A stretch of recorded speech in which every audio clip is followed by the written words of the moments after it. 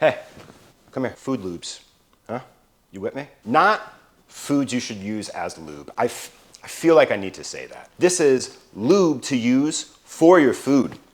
Cooking fats, people. I'm talking about cooking fats. Butter, olive oil, seed oils, all of these things. I'm tired of scrolling on the internet and seeing you baste a beautiful steak in burnt butter. How did that person cook a perfect fried egg in a stainless steel pan? What are seed oils and why are they going to kill you? And olive oil.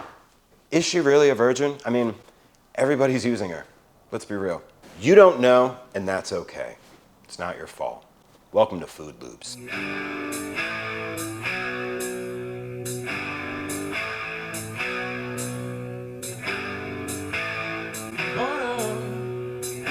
You're the reason why I am my weight. You're the reason why I rip my shirts, why I eat at the buffet. Butter, butter, you got your very own kind of nice. We all live inside a butter world. Oh, butter, butter. Food lubes, right? I mean, there are so many different types of cooking fats. You have butters, so many different types of oils, infused oils, oils from seeds, oils from fruits. Then we have like fats from animals physically that you can use, lard, tallow, duck fat, so many different things to lube up your pan and all of your other utensils before you get to cooking to help you achieve color, flavor, perfection. We're gonna touch base on a lot of these things, but we're really going to focus on two things today: oils and butters. What is butter? How is it made? Where does it come from? We're gonna cover how to make butter, what's brown butter, what's cultured butter. Did they like live in Brooklyn for a few years?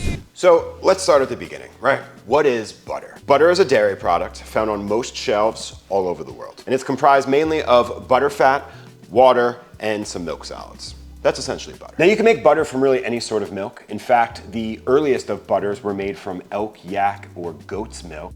Butter wasn't actually made from cows until like the later 17th, 18th century, something like that. Brown butter. Does that come from brown cows? Is that like brown eggs? No, they're very different. Because eggs don't come from cows. They're actually not considered dairy, they're just sold in dairy aisles. Brown butter is like one of God's greatest gifts, right? And it couldn't be any easier to make, and it will significantly upgrade your baked goods. Honestly, it goes incredible with fish. Brown butter is like, so good. To brown butter, you just melt it slowly, stirring constantly, preventing any of the milk solids on the bottom from actually burning. Now, as this starts cooking down, you're gonna notice some popping. That's the water inside of the butter evaporating. You want a little bit of a high pot so it doesn't splatter all over the place. It's just gonna kind of maintain everything you got going on in here. You see how there's a lot of bubbles here and the bubbles are big? All of our butter is now melted.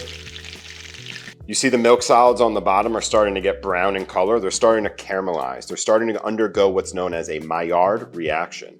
That is the caramelization of proteins. That's basically brown butter. You can whip this in a bowl over some ice and have whipped brown butter, which is like one of the best things you can possibly spread on bread. You see how this is starting to get like nice and ribbony?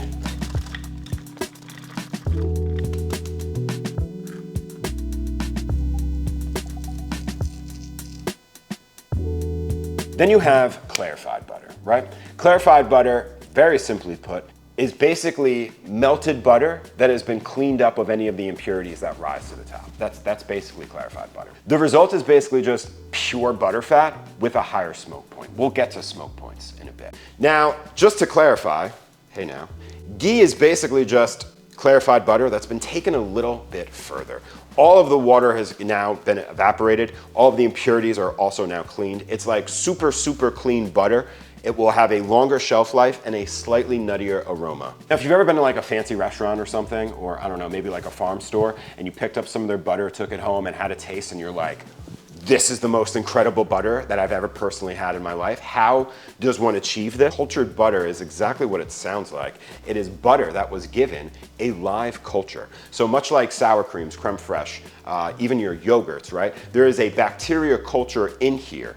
It's living, it's live, it's like you and I. In that same process, cultured butter is just using cream that has already been fermented and then turned into butter using all of the normal butter steps. This fermentation gives your butter like a nice tangy flavor, a little bit of zing, and it's like super addicting and the best thing to put on bread, especially sourdough bread. Now I feel like it's important to note, just at this point, since we're talking about butter, I want to try and cover as many butter related questions and things as possible. If you're ever cooking last minute or especially baking and a recipe is calling for room temperature butter, do not do this. That's terrible. You're gonna melt the exterior of that brick of butter and the inside is still not gonna be exactly where you want it. So now you have melted butter, semi-softened butter, and hard butter, and you're putting it in your mixing bowl and you're wondering why everything is separating and your sugars aren't becoming homogeneous. It's because your butter is at 2, 3, 4 different consistencies. You need it one consistency. Here's what you do. You're gonna take warm water, not hot water. We don't want this to melt. That would be the same thing as doing this. We want warm water. Submerge your butter into that water, make sure the whole thing is submerged, and let it rock on your counter for like 5-8 minutes. Get all of your other mise en place and ingredients in order while this is just kind of hanging out, rocking out. This is going to bring your butter to a more workable state, almost room temperature. You could do this with literally anything that's in a packaging or has some sort of protection from the water itself. You need room temperature eggs, drop them in some water. Maybe you need some cream cheese, drop that shit in water. Use this, apply this however you need, make it work for you. It's a great trick. Don't microwave your butter, okay? So I want to talk more about butter in a cooking state, right? But I want to move on and talk about oils and smoke points because they're so crucial and it's going to make everything else kind of make a little bit more sense, all right? So let's switch this up and talk about oil. Oils are a great option for cooking fats because they tend to have a higher smoke point. I mentioned that a bit earlier, but I want to dive in a little bit deeper into what a smoke point actually means and why it's the most important thing you should know when choosing what oil to be cooking with. A smoke point is the temperature at which an oil or fat begins to break down and starts to physically smoke. Some oils have low smoke points versus others that have really high smoke points, making them better for certain cooking preparations like grilling or deep frying. So I want to start with our neutral oils. What does neutral mean? It means that it doesn't really have a lot of flavor on its own. So we have canola oil, which in case you didn't know, comes from canola seeds. You got vegetable oil. Vegetable oil doesn't technically mean that it's fats coming from vegetables. Commercially, when you see this on the shelves, it's usually a byproduct and blend of different oils put together. Next, we have sunflower oil, which is very high in omega-6 and vitamin E. Then we have avocado oil, which is rich in monosaturated fats, and they also aid in nutrient absorptions. Honestly, avocado oil is really underrated. I don't know why more people don't talk and use it. It also has an incredibly high smoke point, floating around 510 degrees Fahrenheit. Now, there are a ton of health benefits of using coconut oil, as we all know. It's great for your heart, it's great for your skin. Personally, I don't love it. I can almost always taste coconut oil when it is being used. So this wouldn't be a neutral oil. Now, every Italian's favorite, right? We have olive oil and extra virgin olive oil. Well, what's the difference?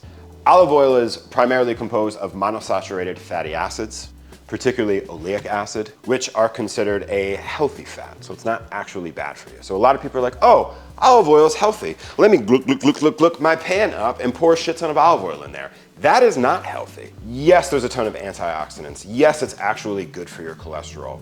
But in excess, like anything, it could be bad for you, okay? Especially when you are heating it up. When you have olive oil in a very viscous state, an oil state, you put it in a hot pan, after a while, it almost like starts to shimmer a little bit, right? It gets loose in the pan, starts moving around. At that state is when it can start causing carcinogens and other things to happen in your body. So don't think that using 3 or 4 tablespoons when you're sauteing your garlic and your vegetables, you're becoming even healthier. No, this has to be consumed raw for a lot of those health benefits. Not to say that some of that nutrition doesn't carry over when it's cooked, but again, it depends on how hot you're heating this oil. Now, extra virgin olive oil means that it is unrefined and has been cold pressed. This retains more flavor, more of its antioxidants and nutritional value, while regular olive oil is a little more refined and a little more processed. This results in a milder flavor compared to extra virgin olive oil that has a bold flavor. I feel like it's also important to note you can kind of mix and match oils as well, as long as you're paying attention to their smoke points, okay? If I'm deep frying something and maybe I don't have enough vegetable oil, you can use canola oil, obviously. Shit, you could even use extra virgin olive oil. Just make sure you're not exceeding the smoke point of the lowest grade of the oil, because that's gonna be the basis of your burning or smoking point, right? The other oils, just because they're there, don't negate the smoking point of the lower oil. Finishing oils, haha, one of my favorite. Very underrated. I feel like a lot of people don't utilize finishing oils. Finishing oils are also cold pressed. They have physical taste to them. You can physically see the difference, the depth, the green, the brightness in different finishing oils. Some will have a more buttery finish or a grassier finish, and depending on what you're into and what you're looking for your dish, you might want to experiment with a few different types of finishing oils to see what you're going to put on that pasta dish or to finish that steak dish up. Or Grazia has a great drizzle oil, and my personal favorite go-to, again, not sponsored, but guys, I would love a sponsorship. Molino, gosh, God's green. You know what? Let's try some. Very bright, but you smell the fruit right on the nose. Oh my God. It's clean, it goes down easy. These guys, again, they're finishing oils. They're not cooking oils. They have a lower smoke point of around, I don't know, maybe 200 degrees Fahrenheit or so. They will burn instantly. I'm gonna throw all of these smoke points on the screen right now so you can either like screenshot them or jot them down, whatever feels most important to you. But you should know these. They're kind of important when choosing your weapons. Then you have like other lubes, right? Animal fats, one of my favorite things to cook with. You have duck fat, which has a smoke point of around 375 degrees. You have beef tallow, which is just beef fat that has been rendered down to a state where it's been cleaned of all of the impurities. Then you have schmaltz, or chicken fat. That has a smoke point of around 375 degrees as well. So for example, if you're cooking an egg, right, and you don't have like a non-stick pan, begin by getting your pan really hot. If water immediately turns to beads, then you're ready.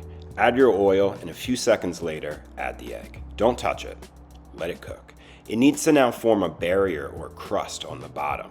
After about 90 seconds or so, you can start to gently release the egg. Now it can move freely in the pan, but if you don't give it the time to form that crust, then it's gonna end up sticking to your pan, and you're gonna be mad at me.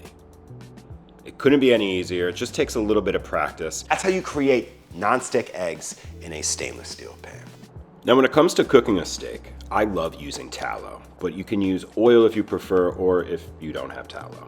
Olive oil, rapeseed, or even canola oil is fine. Make sure your steak is tempered, meaning it's been sitting out at room temp for about 20 minutes or so, not just out of the fridge. Add your steak once your pan is hot and leave it for about 90 seconds before touching it. When cooking a steak in a pan, I like to move it around so that the heat is coming constantly from all sides, rather than just cooking from one side up at a time, where you can often get that gray looking ring around when you start to slice into it. Now once your steak is where you want it to be, it's time to finish with a butter paste. I like to add in butter in increments, not just all at once. This is going to help keep the butter from burning, as you can monitor the temperature of your pan by adding more cold butter. I also like to add in some aromatics, some garlic cloves, some herbs in this instance, some fresh thyme. Make sure you move the thyme in all of the fat, therefore expelling the herbs of the oil. I also like to put the herbs on the steak and then butter based, dripping hot butter through those herbs onto the steak, really releasing all of those aromas. It's insane. So like, what are the main takeaways? Well, add butter in its final minutes of cooking. Make sure the butter is cold, as it will help cool the pan down. Use enough butter, probably more than you think. This will keep the rest from burning. Notice our butter here is not burnt. It's like a golden brown, almost like a brown butter. That's where you want it to be.